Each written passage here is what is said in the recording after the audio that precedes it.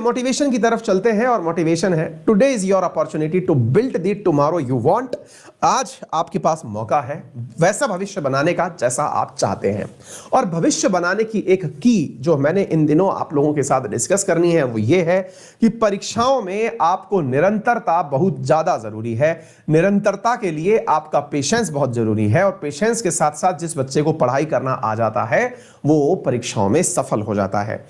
अक्सर मुझे, जैसे मैंने कल विद्यार्थियों से एक संवाद कार्यक्रम रखा था अपने ही पर्सनल अकाउंट के ऊपर, तो उसमें संवाद में मुझे बहुत से विद्यार्थियों की एक बात जो पता चली वो ये थी, कई विद्यार्थियों की बात ऐसी थी कि सर हम कई समय से पढ़ रहे हैं लेकिन सफल नहीं हो पा रहे हैं, तो क्या हमें पढ़ाई छोड़ देनी चाहिए?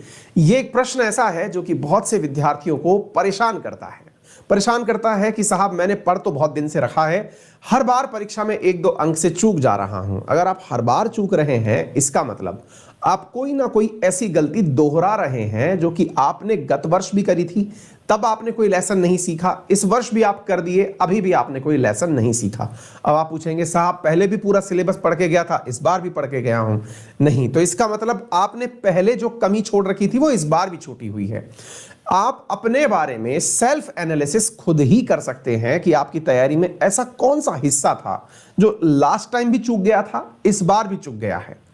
आप सबसे अनुरोध है कि यदि आप परीक्षा में 1-2 अंक से छूट रहे हैं, इसका मतलब यह नहीं है कि आपकी किस्मत खराब है। इसका मतलब यह है कि आपका कम से कम 10% पोर्शन आपके सिलेबस का ऐसा है जो तैयार नहीं है।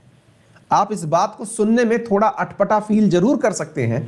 यदि आप 1-2 नंबर से प्रश्न पेपर में, किसी भी पेपर में चूक रहे हैं, 2-3 नंबर से भी चूक रहे हैं, तो यह मान के चलिए कि आपके सिलेबस का कम से कम 10% हिस्सा ऐसा है जो कि आपको पता ही नहीं है, यानी कि उसके अंदर आपको तैयारी के नाम पर कुछ भी नहीं आता है तो एक सुपरफिशियल नॉलेज, जैसे कि आपको पता हो कि भारत की राजनीति में क्या चल रहा है, बस ज्ञान है। अगर मैं आपसे पूछ लूं कितनी पॉलिटिकल पार्टियां हैं तो आप अज्ञान है। कौन से एक्ट के माध्यम से मतलब पॉलिटिकल पार्टियों को नॉमेनक्लेचर करने के लिए अनुमति दी जाती है, आप अज्ञान है। ये जो जानकारी है ना, ये आपको बहुत ज्यादा जरूरी है। तो आप फोकस करिए, अपना सिलेबस लेके बैठिए और खोजिए कि आपकी कमजोरी कहां है ना।